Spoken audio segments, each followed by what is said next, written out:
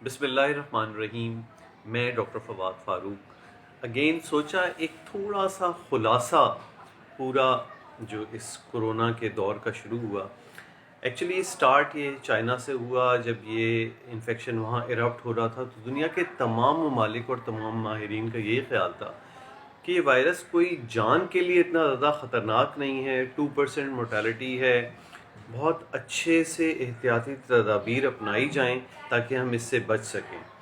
لیکن جیسے جیسے یہ دنیا میں پھیلنا شروع ہوا اور دیکھا گیا کہ یہ اتنی تیزی سے پھیلتا ہے، یعنی خدا نہ خواستہ آپ کے ملک میں 1 یا 2 مریض بھی اس کے پہنچ گئے اور ان کو آزادانہ حرکت الاؤ ہوئی، میل جول ملنا جلنا، تو انتہائی تیزی سے یہ دوسرے لوگوں میں منتقل ہوتا ہے. اور یہ چیز ہم نے بھی دیکھی.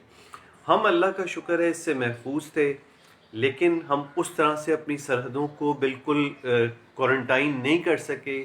ٹریولرز آئے اور انفارچونیٹلی بہت سے ایسے ٹریولرز آئے، دیکھیں کچھ کا تو آپ کو پتہ تھا روکا، اس کے باوجود بھی وہ چلیں، وہ تو اللہ کی مرضی.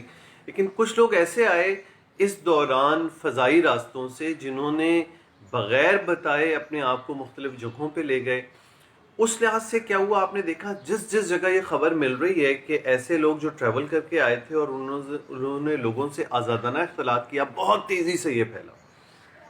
اس کی وجہ سے انیشلی میں نے بھی اپنی ویڈیو میں آپ نے دیکھا ہوگا کہ بہت اعتماد تھا، مجھے بہت یقین تھا کہ کوئی ایسی پریشان کن بات نہیں ہے. لیکن ہم پہلا سٹیپ جو ہمیں اس انداز سے لینا تھا کہ یہ لوگ جو اس سے متاثر ہیں ان کو ہم سیپریٹ رکھتے، وہ ہم نہ رکھ پائے. یہ لوگ لوگوں میں ملنا شروع ہو گئے. اب اس کا دوسرا سٹیپ یہ ہے کہ اب لوگوں میں یہ پھیل چکی ہے.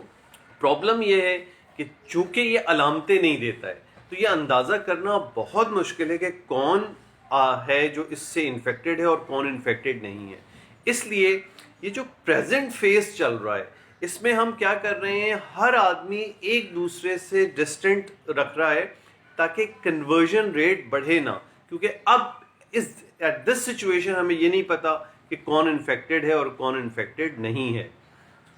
ہم اللہ کا شکر ہے پچھلے 2-3 دن یا 4 دن کی جو اسٹیٹسٹکس دیکھیں تو نمبر آف کیسز میں اس تیزی سے اب اضافہ نہیں ہو رہا جیسے شروع کے دنوں میں ہو رہا تھا، جو ایک امید افزا بات ہے. اگین اس وقت پھر میں یہ کہوں گا کہ یہ بزرگوں میں یا ایسے لوگ جن کو کرونک النسز ہیں ان میں بہت خطرناک ہو سکتا ہے. جوانوں میں کسی حد تک یہ اس کو برداشت کر لیتے ہیں اور یہ وجہ ہے کہ ہمارے یہاں اس طرح سے اموات نہیں ہو رہی، جو اللہ کا بڑا کرم ہے. لیکن اس کا مطلب یہ نہیں کہ جوان اس سے بالکل مبرہ ہو گئے ہیں، کیونکہ یہ ڈیپینڈ کرتا ہے وائرس لوڈ پہ اور وائرس کی ویرولنس پہ. اگر وہ بہت زیادہ ہے تو ایون جوانوں میں بھی یہ جان لیوا پیچیدگیاں لا سکتا ہے. لیکن اوور آل میں یہ بات کرنا چاہتا ہوں کہ یہ آپ کو اس حوالے سے اس قسم کی خطرناک حیثیت صرف اس معنوں میں ہے کہ یہ بہت تیزی سے پھیل سکتا ہے. اس سے خدا نہ خواستہ ڈرانا نہیں ہے. کچھ کامنٹس میں یہ دیکھ رہا تھا کہ وہ کہہ رہے تھے ڈاکٹر صاحب پہلے تو آپ بڑی ہمیں امیدیں دلاتے تھے، ابھی آپ ہمیں ڈرا کیوں رہے ہیں، کہیں آپ نے کسی سے پیسے تو نہیں لے لیے، سچ بولیں. تو میں سچ بول رہا ہوں. سچ یہ کہ وہ دیکھا آپ نے منگا کے گاؤں میں ایک آدمی آئے، وہ سب سے ملتے رہے، خود تو وہ دار فانی سے کوچ کر گئے، شہید ہو گئے. لیکن کتنے لوگوں میں 40-45 لوگ جو گھر کے قریب تھے وہ پھیل گئے. تو اس کی جو ٹرانسمیشن ریٹ ہے وہ بہت زیادہ ہے. ابھی بھی میں یہ کہوں گا کہ یہ بہت زیادہ جان لیوا نہیں ہے، بہت کم پرسنٹیج میں جان لیوا پیچیدگیاں لاتا ہے. لیکن ضرورت اس بات کی ہے، پچھلے 1-2 دن ہمیں بڑے امید افزا لگ رہے ہیں اس حوالے سے کہ نمبر آف انکریز جو ہے وہ اس تیزی سے نہیں ہو رہا. اور اگر یہ 1-2 ہفتے ہم نے بہت خیال رکھ لیا اور اس کو بڑھنے نہ دیا تو ہم کافی حد تک اس کو قابو پا لیں گے.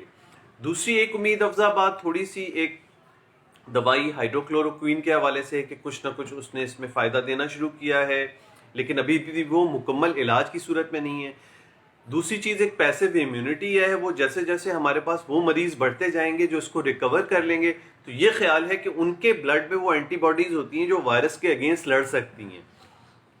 تو ہم یہ کر سکتے ہیں کہ وہ تمام لوگ، اور اس کو ٹرائل بیسس پہ کیا بھی جا سکتا ہے، کہ وہ تمام لوگ جو اس سے صحت یاب ہو رہے ہیں، یعنی ان میں وائرس ختم ہو جاتا ہے لیکن اس کی اینٹی باڈیز رہ جاتی ہیں جو اس وائرس سے لڑی تھیں، ان کے خون کو لے کے اس میں ان کے باقی تمام مادے نکال کے پلازما کو ان لوگوں کو دے دیا جائے جن میں یہ مرض ابھی ہے یا خطرناک ہوتا جا رہا ہے، تو وہ اس سے نبض آزما ہونے میں ان کو مدد دے سکتا ہے. یہ بھی ایک ابھی ریسرچ بیسڈ کوشچن ہے، ہو سکتا ہے کہ اس سے فائدہ ہو سکے، لیکن اس چیز کا خیال رکھنا چاہیے. ڈاکٹر طاہر شمسی اس حوالے سے کافی بات کر رہے ہیں، اور اس میں جو لوگ اس سے صحت یاب ہوتے جا رہے ہیں ان کا ڈیٹا رکھنا چاہیے تاکہ وہ اس کو ہم یوز کر سکیں.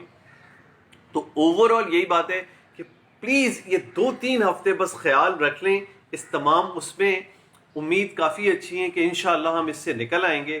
اور نکلنے کے بعد میں خیال کر رہا ہوں کہ ہم شاید ایک ڈفرینٹ قوم ہوں، ایک ڈفرینٹ فرد ہوں، ایک ڈفرینٹ کیریکٹر کے ساتھ، ایک ڈفرینٹ زیل اور اسپرٹ کے ساتھ دوبارہ سے انشاءاللہ اپنے کام شروع کریں گے، اور اس ملک کو، اس قوم کو ایک نئی امنگوں پہ، ایک نئے اس پہ لے کے جائیں گے.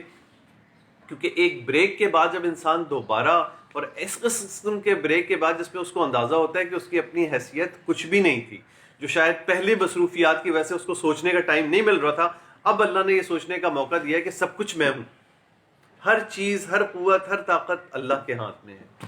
تو جب سب چیز اللہ کے ہاتھ میں ہے تو اپنی زندگیاں اسی طرح گزاریں جو اس اللہ کو قبول ہو.